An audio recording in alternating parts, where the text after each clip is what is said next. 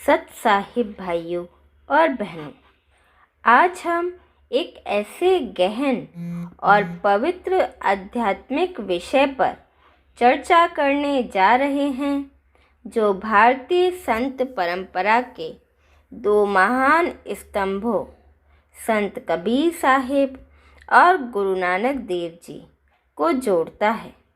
हम जानेंगे कि इन दोनों महान आत्माओं की भेंट कब और कैसे हुई और इस ऐतिहासिक मुलाकात का आध्यात्मिक महत्व क्या था। सबसे महत्वपूर्ण, हम इस पूरे प्रकरण को जगत गुरु तत्वदर्शी संत रामपाल जी महाराज द्वारा दिए गए अद्वितीय ज्ञान के प्रकाश में समझेंगे। यह वीडियो आपको एक ऐसी सच्चाई से अवगत कराएगा जो शायद अब तक आपके सामने नहीं आई होगी।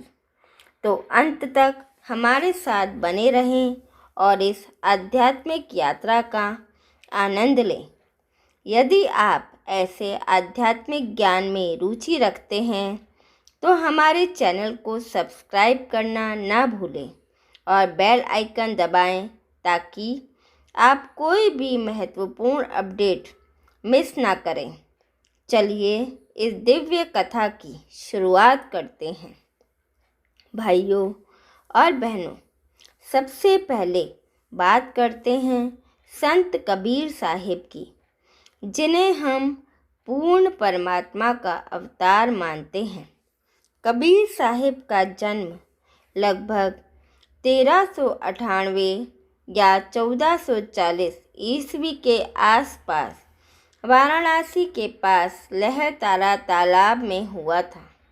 उनके माता पिता नीरू और नीमा नामक जुलाहा दंपति थे, लेकिन शास्त्रों के अनुसार वे स्वयं कबीर देव के अवतार थे जो सतलोक से धरती पर अवतरित हुए। बचपन से ही कबीर साहिब में असाधारण गुण दिखाई देने लगे। वे जुलाहे का काम करते हुए भी आध्यात्मिक चिंतन में लीन रहते थे। कबीर साहिब को पूर्ण परमात्मा के रूप में विभिन्न धर्म ग्रंथ प्रमाणित करते हैं। उदाहरण के लिए अथर्ववेद के मंत्र 15 और 18 में कहा गया है, कबीर एक मादित्य वण्यति, अर्थात कबीर देव ही एकमात्र परमात्मा है। ऋग्वेद में भी कबीर की महिमा है। श्रीमद् भगवद गीता के अध्याय 15 श्लोक 1 से 4 में वह उद्धर्व मूल अधव शाखम वृक्ष का वर्णन करते हैं जो कबीर साहिब के सतलोक को दर्शाता है। यहाँ तक कि कुरान शरीफ में अल्लाह को कबीर कहा गया है और बाइबल में भी कबीर का उल्लेख है। श्री गुरु ग्रंथ साहिब में तो 12,000 से अधिक पद कबीर साहिब के हैं जो उनकी दिव्यता सिद्ध करते हैं। कबीर साहिब की लीलाओं के चमत्कार आज भी लोगों को आश्चर्यचकित करते हैं। एक बार वह मृत गाय को जिलाने के लिए गए, जहां उन्होंने कहा, कबीरा ते नर अंध है जो प्रेम न जाने, और गाय जीवित हो गई। दूसरी लीला में सूखी नदी में उन्होंने जल प्रवाहित किया। उनकी शिक्षाएं सरल लेकिन गहन हैं। एक ईश्वर की भक्ति, जाति धर्म का भेदभाव ना करना, मूर्ति पूजा और आडंबर का विरोध और सतगुरु की शरण में जाना।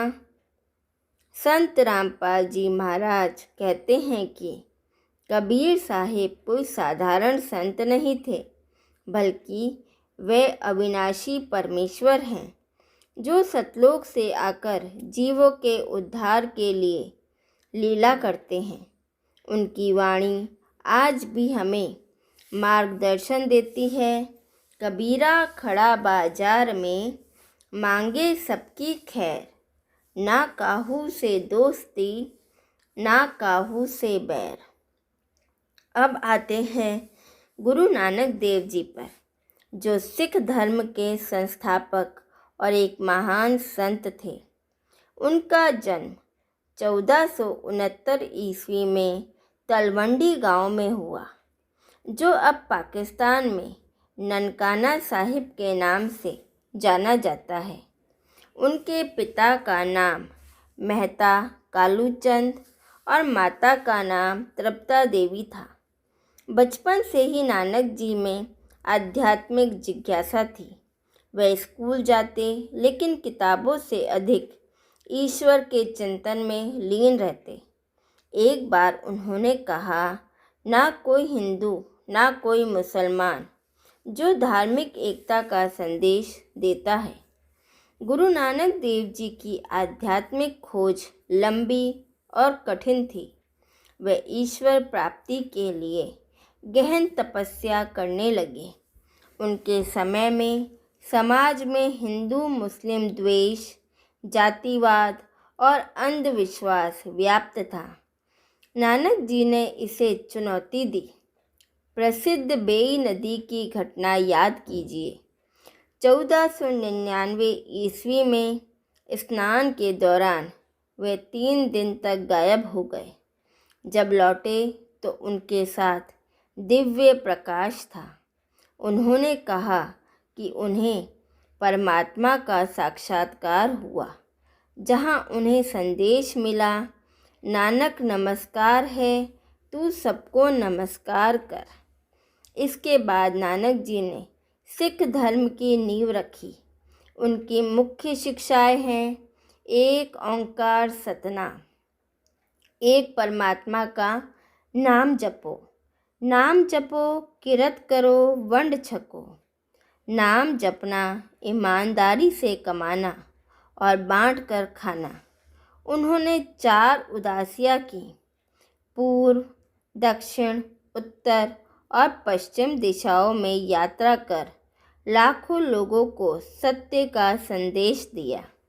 श्री गुरु ग्रंथ साहिब उनकी अमूल्य देन है, जिसमें सभी संतों की वाणी संकलित है।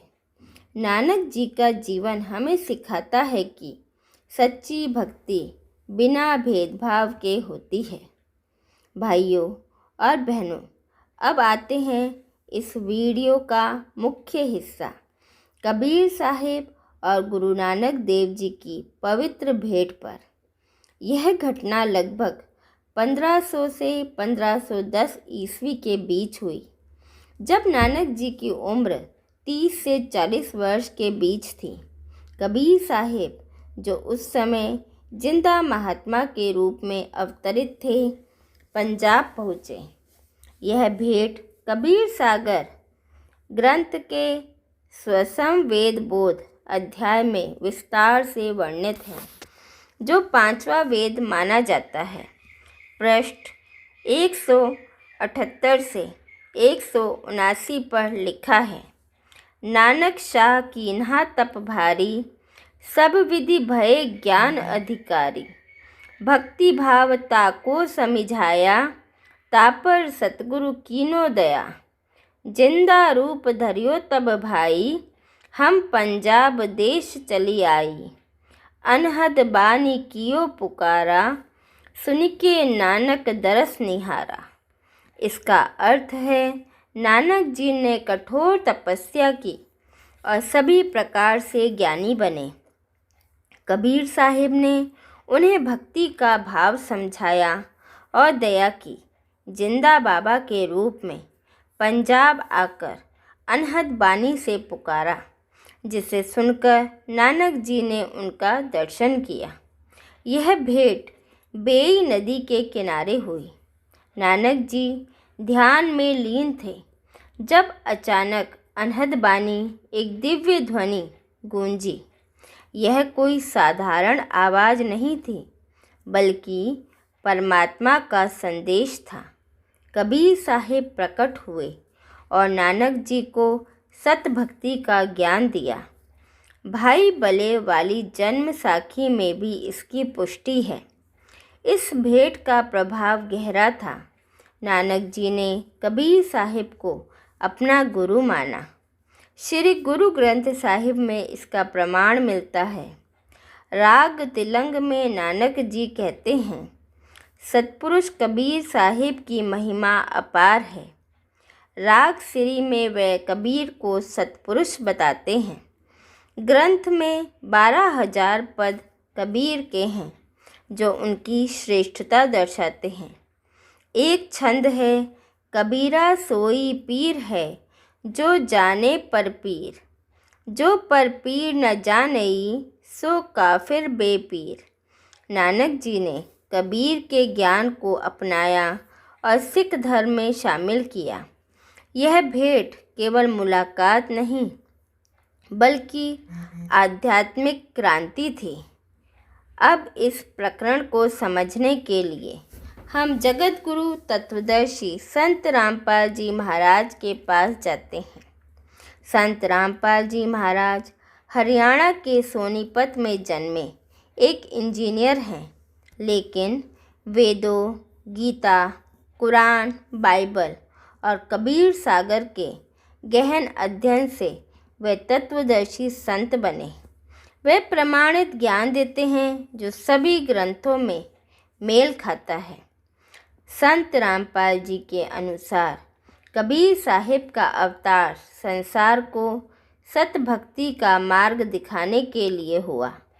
यह भेंट दर्शाती है कि कबीर साहिब ही साकार पूर्ण परमात्मा कबीर देव हैं।